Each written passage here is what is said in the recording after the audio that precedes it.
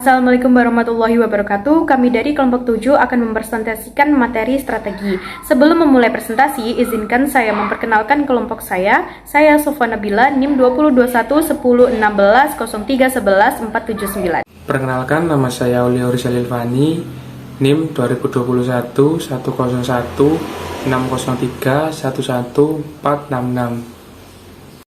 Nama saya Adam Silahul Yuna, NIM 2021011311411478. Mendefinisikan manajemen strategis. Manajemen strategis adalah perumusan dan implementasi inisiatif oleh para manajemen kelas atas dengan mempertimbangkan sumber daya dan kesempatan lingkungan yang akan memungkinkan organisasi untuk mencapai tujuannya. Mengapa manajemen strategis penting? Karena hal itu dapat membuat perbedaan dalam seberapa baik kinerja organisasi. Ini membantu menjelaskan mengapa beberapa bisnis berhasil dan yang lain gagal, bahkan ketika dihadapkan dengan kondisi lingkungan yang sama. Penelitian telah menemukan hubungan yang secara umum positif antara perencanaan strategis dan kinerja. Dengan kata lain, tampak bahwa organisasi yang menggunakan manajemen strategis memang memiliki tingkat kinerja yang lebih tinggi. Alasan kedua adalah kenyataan bahwa manajer dalam organisasi dari semua jenis dan ukuran menghadapi situasi yang terus berubah. Mereka mengatasi ketidakpastian ini dengan menggunakan proses manajemen strategis untuk memeriksa faktor-faktor yang relevan dan memutuskan tindakan apa yang harus diambil. Akhirnya, manajemen strategis penting karena organisasi itu kompleks dan beragam. Setiap bagian perlu bekerja sama untuk mencapai tujuan organisasi. Proses manajemen strategis. Langkah 1, yaitu mengidentifikasi misi, sasaran, dan strategis organisasi saat ini.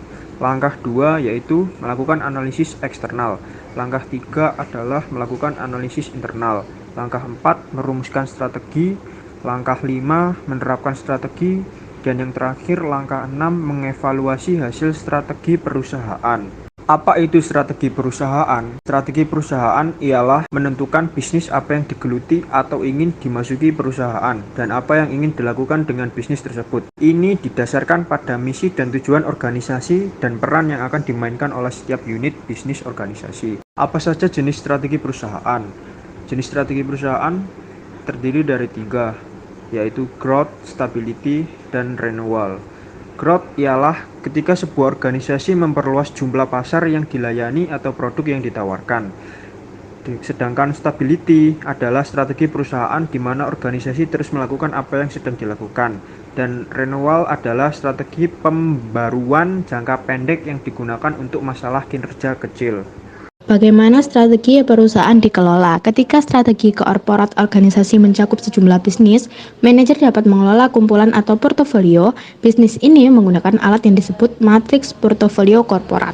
Matriks ini memberikan kerangka kerja untuk memahami beragam bisnis dan membantu manajer menetapkan prioritas untuk mengalokasikan sumber daya. Matriks portofolio pertama, matriks BCG, dikembangkan oleh Boston Consulting Group dan memperkenalkan gagasan bahwa berbagai bisnis organisasi dapat dievaluasi dan diplot menggunakan matriks 2x2 untuk mengidentifikasi mana yang menawarkan potensi tinggi dan mana yang menguras sumber daya organisasi. Sumbu horizontal mewakili pangsa pasar rendah atau tinggi dan sumbu vertikal menunjukkan pertumbuhan pasar yang diantisipasi rendah atau tinggi. Sebuah unit bisnis dievaluasi menggunakan analisis SWOT dan ditempatkan di salah satu dari 4 kategori, yaitu sebagai berikut. Stars adalah pangsa pasar yang tinggi atau tingkat pertumbuhan yang diantisipasi tinggi. Cash cows, pangsa pasar yang tinggi atau tingkat pertumbuhan yang diantisipasi rendah. Question marks adalah pangsa pasar rendah atau tinggi pertumbuhan yang diantisipasi tinggi. Hooks adalah pangsa pasar rendah atau tingkat pertumbuhan yang diantisipasi rendah. Strategi kompetitif. Strategi kompetitif atau bersaing adalah strategi tentang bagaimana suatu organisasi akan bersaing dalam bisnisnya. Untuk organisasi kecil hanya dalam satu lini bisnis atau organisasi besar yang belum melakukan diversifikasi ke produk atau pasar yang berbeda. Strategi bersaingnya menggambarkan bagaimana akan bersaing di pasar utamanya. Namun, untuk organisasi dalam banyak bisnis, setiap bisnisnya akan memiliki strategi kompetitifnya sendiri yang menentukan keunggulan kompetitifnya. Produk atau layanan yang akan ditawarkannya, pelanggan yang ingin dijangkaunya, dan sejenisnya. Misalnya, Johnson & Johnson memiliki strategi persaingan yang berbeda untuk bisnisnya yang meliputi obat-obatan, peralatan medis, dan produk konsumen. Ketika sebuah organisasi berada di beberapa bisnis yang berbeda, bisnis tunggal yang independen dan memiliki strategi kompetitif sendiri disebut sebagai unit bisnis strategi atau SBU. Peran keunggulan kompetitif. Michelin telah menguasai proses teknologi yang kompleks untuk membuat ban radial yang unggul. Apple telah menciptakan merek terbaik dan terkuat di dunia menggunakan desain inovatif dan kemampuan merchandising.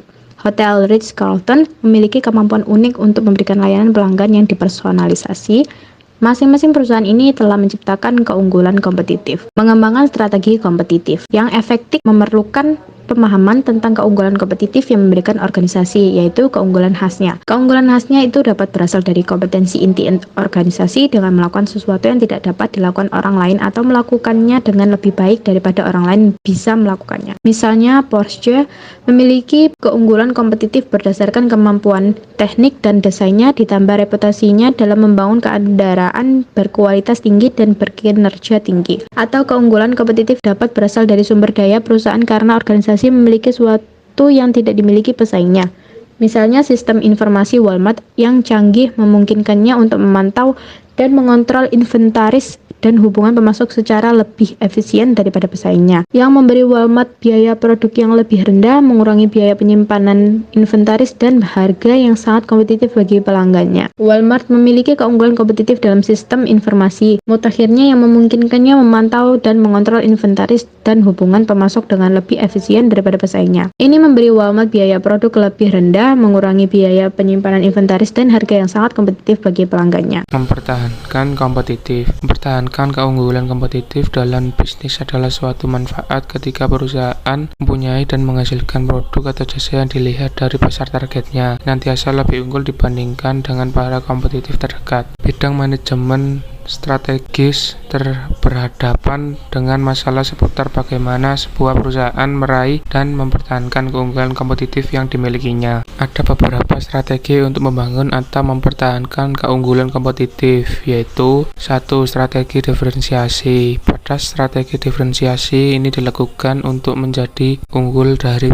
produk pesaing lainnya. Misalnya saja, suatu produk harus memberikan sesuatu yang spesial dan memberikan sebuah pengalaman yang menarik bagi pelanggan. 2. Strategi biaya rendah atau strategi cost leadership, yaitu dengan pemberian harga yang lebih rendah dibandingkan dengan produk pesaing yang ada di pasaran. 3. Strategi inovasi. Ada 2 strategi inovasi yang ada, yaitu mengembangkan produk dan melakukan pembuatan produk baru yang belum di pasaran. Salah satunya yaitu adanya ojek online. Inovasi ini dilakukan oleh alat transportasi ini dengan melakukan bidang transportasi secara online. Contoh strategi diferensiasi. Definisi. Diferensiasi produk adalah strategi perusahaan untuk bisa bertahan di tengah persaingan bisnis dengan tetap berinovasi produk baru serta menawarkan layanan sesuai kebutuhan pelanggan. Contoh diferensiasi. Sebut saja sebuah perusahaan FMCG akan meluncurkan produk kopi saset terbaru untuk mengungguli diri dari kompetitornya. Perusahaan memperkenalkan produknya dengan harga yang lebih murah dan rasa yang lebih ringan dari keunggulan. Tim marketing dapat membranding produk sebagai kopi murah dengan rasa yang nikmat. Aplikasi kasus 2 Aldi menganjurkan biaya dan persaingan. Apa yang dimulai sebagai toko kelontong lingkungan pinggiran kota yang sederhana di Essen, Jerman, saat ini adalah salah satu jaringan supermarket diskon paling sukses di dunia. Aldi telah beroperasi dengan moto kualitas terbaik dengan harga terendah. Sejak Anna Alberts menyerahkan toko kelontong kecilnya, Alberts diskon kepada putranya Theo dan Karl setelah akhir Perang Dunia II, bahwa aran mereka saudara-saudara dengan cepat memperluas bisnis menjadi rantai toko di beberapa lokasi di daerah setempat, menjadi harga yang sangat rendah dengan hanya menyimpan barang-barang yang tidak mudah rusak, dan secara proaktif menganalisis penjualan produk untuk menyimpan barang-barang yang terjual dengan baik dan membuang barang-barang yang tidak tahan lama. Tidak selama awal 1980-an, rantai yang berkembang terbaca menjadi 2 bagian. Satu untuk setiap saudara Alberts Diskon Nord dan Alberts Diskon Sud. Perpisahan itu dianggap karena perselisihan tentang penjualan rokok. Tapi meskipun berpisah, Theo dan Karl terus bekerja sama. Pada tahun 1954. Saudara-saudara membuka apa yang akan menjadi contoh bagi jalan kesuksesan Aldi, toko swalayan pertama di Jerman, dan pada tahun 1962 mereka mempersingkat nama rantai menjadi hanya berisi 2 huruf, pertama Alberts dan Diskon. Lebih dari setengah abad kemudian, Aldi Nord dan Tesco di Nord dan Aldi South memiliki jejak gabung dan lebih dari 11.000 toko di 19 negara, dan merupakan persaingan serius dengan rantai grosir yang lebih tradisional seperti Tesco atau Sainsbury's. Bahkan Walmart sedang diburu sejak Aldi memulai strategi pertumbuhan agresifnya di Amerika Serikat yang bertujuan untuk memiliki 2.500 toko di Amerika Serikat pada tahun 2022. Jadi bagaimana Aldi mencapai tingkat keberhasilan ini? Strategi sederhana Aldi untuk menjaga biaya serendah mungkin tanpa mengorbankan kualitas produk, mendorong mereka untuk memaksimalkan efisiensi, menerapkan strategi penjualan yang unik, dan menyadari pentingnya staf yang baik. Pertama, Aldi mengambil pendekatan yang ramping dan embel-embel dalam cara bisnisnya. Di atas segalanya, ini berfokus untuk menjadi efisien dan hemat, menghilangkan fitur yang tidak menguntungkan seperti waktu buka 24 jam dan menyimpan variasi produk yang jauh lebih kecil dibandingkan pesaingnya. Alih-alih, Aldi berfokus pada menyimpan barang-barang yang diminati dan terjual dengan baik. Bisa baik sambil mengurangi atau menghilangkan produk yang kurang diminati, meminimalkan pemborosan, dan memastikan bahwa setiap inci ruang retail mereka menghasilkan pendapatan. Produk itu sendiri ditampilkan dalam pengiriman dan ID kemasan yang dirancang untuk mengurangi jumlah waktu, jumlah anggota staf, dan demikian jumlah uang yang dibutuhkan untuk menyimpan rak. Para ahli memperkirakan bahwa biaya operasi Aldi bisa serendah setengah dari apa yang dihadapi pesaing, tetapi juga beroperasi dengan margin keuntungan yang lebih rendah. Pada topik staff, itu adalah senjata rahasia Aldi lainnya, memungkinkan mereka untuk melemahkan persaingan. Di Inggris, Aldi dikenal membayar stafnya jauh lebih baik daripada jaringan toko grosirannya, khususnya untuk memperkerjakan anggota staf yang jauh lebih sedikit dan mengharapkan karyawan untuk menjadi multitugas, memenuhi berbagai peran sehingga menjaga jumlah karyawan tetap rendah dan memaksimalkan fungsion atas jumlah karyawan tersebut. Meskipun kelihatannya sederhana, strategi inilah yang memungkinkan Aldi untuk beralih dari toko kelontong kecil di Jerman menjadi pesaing serius untuk mengeleserkan orang-orang seperti Walmart dan Tesco di kandang mereka sendiri. Rantai grosir diskon terus tumbuh, tidak memiliki rencana untuk melambat, dan mungkin lebih dicari di dunia pasca resesi global di mana pelanggan telah mengembangkan selera untuk harga rendah mereka. Nomor 1, apa perbedaan model bisnis Aldi dengan pengecer grosir lainnya? Mengapa menurut Anda strategi Aldi berhasil? Jawab, perbedaan model bisnis Aldi dengan pengecer grosir lainnya adalah Aldi memiliki moto strategi yaitu kualitas terbaik dengan harga terendah. Jadi strategi sederhana Aldi untuk menjaga biaya serendah mungkin tanpa mengorbankan kualitas produk mendorong mereka untuk memaksimalkan efisiensi, menerapkan strategi penjualan yang unik, dan menyadari pentingnya staf yang baik. Strategi Aldi berhasil karena barang dagangan Aldi lebih mudah daripada barang dagangan pesaing Aldi. Nomor 2, selain dari jumlah karyawan yang rendah, mengapa lagi mungkin Aldi membayar stafnya dengan baik?